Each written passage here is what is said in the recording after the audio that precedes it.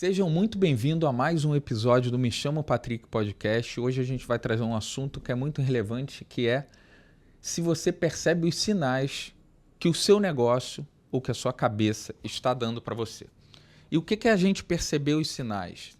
A gente montou um negócio e que durante a minha trajetória isso aconteceu muito. Não necessariamente a gente precisa morrer abraçado com aquilo ali. Então, vamos supor, montei a fábrica de pães, comecei fazendo, e essa é a minha história, eu comecei... Vou até melhorar esse assunto, vou contar como se fosse a minha história. Quando eu comprei a minha primeira fábrica de pães, que foi lá em 2014, eu tinha certeza que aquilo iria dar certo. Os produtos que eu tinha na mão, quando eu entro nessa fábrica de pães que já existia, era mini francesinho, mini azeitona, pão de forma, eram produtos voltados para o cliente ter no congelador dele, como se fosse uma assinatura semanal, e tirar aquilo ali e assar.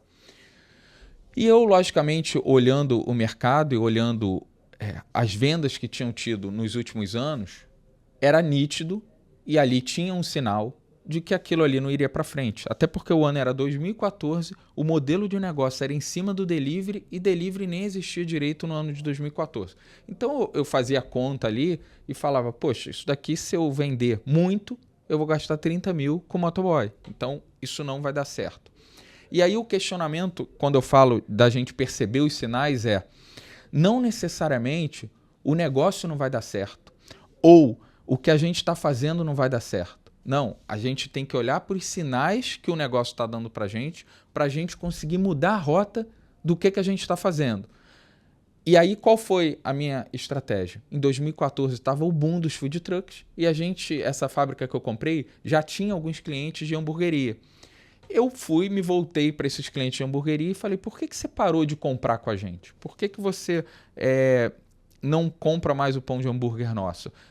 Todos me davam um motivo do porquê que eles não faziam mais aquilo ali. E eu falei, cara, mas são motivos tão, na minha cabeça, motivos tão bobos que eu consigo resolver agora que eu estou dentro da empresa. E aí eu comecei também a ir nos eventos de food truck e ver que as fábricas ou as padarias que forneciam para eles normalmente não trabalhavam no final de semana e não tinham estoque para atender. Então, quais eram os meus sinais ali? Eu conseguia pegar todos os clientes de volta que compravam pão de hambúrguer. 2, se eu entregasse para esses clientes finais de semana ou tivesse um estoque na minha fábrica, eu provavelmente ia ganhar mercado perante os outros concorrentes que faziam também pão de hambúrguer. E assim foi. Assim é a minha virada. Eu paro de fazer os outros produtos, que aí a gente saber também se a gente está fazendo o produto certo, e tem técnicas para isso, né? A curva ABC 80-20 é um ponto importante para a gente sempre analisar e ver se a gente está focando nos principais produtos. E aí o que eu fiz? Começo a virar para o pão de hambúrguer, porque eu quero aproveitar essa oportunidade dos food trucks. Então, os sinais que eram me dados eram muito claros. O produto que eu tinha não estava vendendo muito e eu tinha um mercado ali em plena ascensão, que era o mercado das hamburguerias crescendo. Fui para esse mercado e com muitos produtos. Então, eu tinha na minha base ali talvez uns 25 produtos. E para produção, para quem não conhece produção, a gente tem setup de produção. Quanto mais produto a gente faz, mais difícil é a gente produzir e menos a gente vai produzir. Então, quando eu começo a fazer muitos produtos variados para hamburgueria, porque eu falava isso pro cara, né? Qual o produto que você quer? Qual produto você precisa? Então tinha pão de abóbora, tinha pão de azeitona, tudo pão de hambúrguer, né? Tinha pão de hambúrguer brioche, tinha pão de hambúrguer francês, que é o que o pessoal falava, mas o madeiro, aquele do madeiro você faz? Enfim, tinha muito isso no mercado também. E eu começo fazendo todos.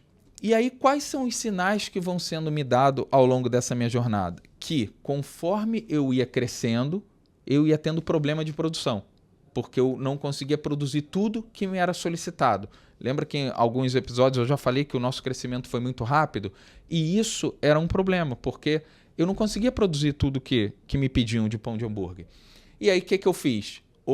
Vou enxugar o meu portfólio. O que está ali dentro que eu não vendo muito? Então, para vocês terem exemplos em cima de número, né? Eu peguei a minha curva, 80% do que eu vendia me deixava na verdade, 20% do que eu vendia me deixava 80% da minha receita. E os outros 80% da minha venda não me deixavam quase receita nenhuma. Então, quais eram esses produtos? Aí eu começo a pesar e começo a olhar o que realmente era importante eu deixar dentro do meu portfólio. E assim eu fui, ao longo do tempo, tirando alguns produtos. Então, essa é uma experiência que a gente pode fazer para trabalhar melhor, para produzir melhor, né? Olhar sempre essa curva, essa relação do que me deixa 80% da minha receita. Quais são os produtos que me deixam 80% da minha receita e o resto você vai tirando dali. E aí, conforme o mercado foi andando, no meu mercado, no caso, que era o mercado de panificação, vinham muitas...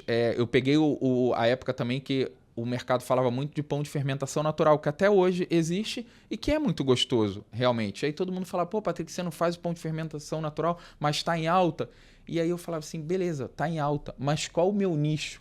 O que eu estou performando? Então, para que... Se o sinal que os números estavam me dando era que a minha performance estava boa, não tinha sentido eu inventar uma coisa nova. Porque o que eu tinha de sinais? Eu tinha que eu estou crescendo muito rápido, eu não estou conseguindo fazer todos os produtos que eu tenho que fazer e aquilo ali estava performando bem. Então, para que eu vou mudar? Para que eu vou inventar um outro produto, vou para um outro segmento, mesmo que sendo dentro da panificação, se eu não consigo fazer tudo o que eu tenho que fazer do pão de hambúrguer? Então, isso daí responde a uma pergunta que eu sempre escuto. Por que você só fez pão de hambúrguer? Eu sempre fiz pão de hambúrguer porque eu sempre vendi muito pão de hambúrguer e nunca consegui entregar.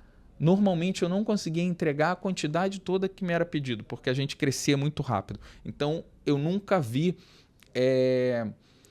o porquê da gente olhar para um outro nicho. E aí você tem um outro tipo de sinal também que eu escuto muito, que é a minha intuição. Que isso daí, hoje para mim, eu fui aprendendo ao longo do tempo que existe uma vozinha que fica ali dentro da minha cabeça, que não é a racional e que ela me dita meio que para onde eu tenho que ir. Então, às vezes a gente fica muito contra essa voz nossa interior, que eu chamo de intuição, e vocês podem chamar do que vocês quiserem, e eu acho que quanto mais a gente dá margem para ela, mais fácil fica a gente ganhar o jogo. Porque parece que é um ajudante, parece que a gente tem um chatzinho GPT dentro da nossa cabeça, que o tempo inteiro está falando ali o que a gente tem que fazer.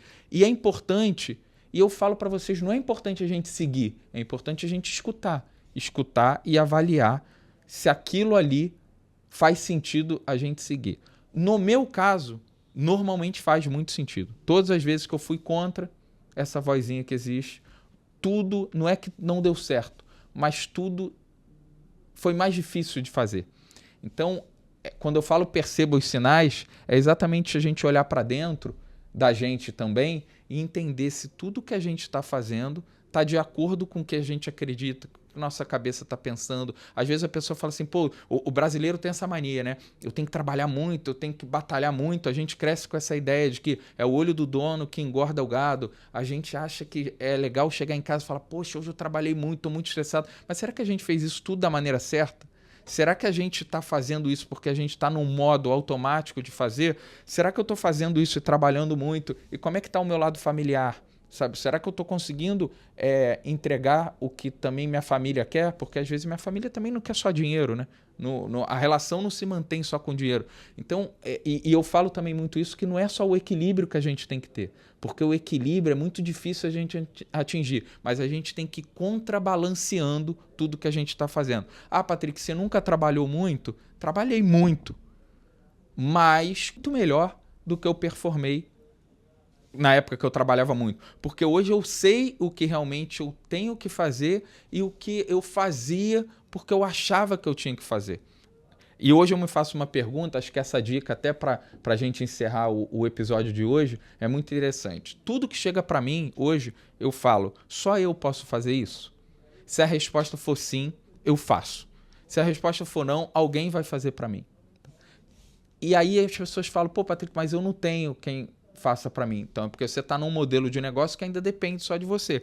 Mas conforme você for tendo a segunda pessoa que trabalha com você, a terceira, a quarta e a quinta, você sempre tem que fazer essa pergunta. Você, enquanto empreendedor, empresário, estrategista do seu negócio, você tem que estar descansado, com a cabeça boa, para você tomar as decisões certas e estar em plena performance nos momentos que realmente o negócio precisa de você. Espero que vocês tenham gostado do episódio de hoje. Quem está vendo pelo YouTube, se inscreva no canal, deixa o comentário. Quem está no Spotify, bota aquela avaliação. Bora que o show é ao vivo.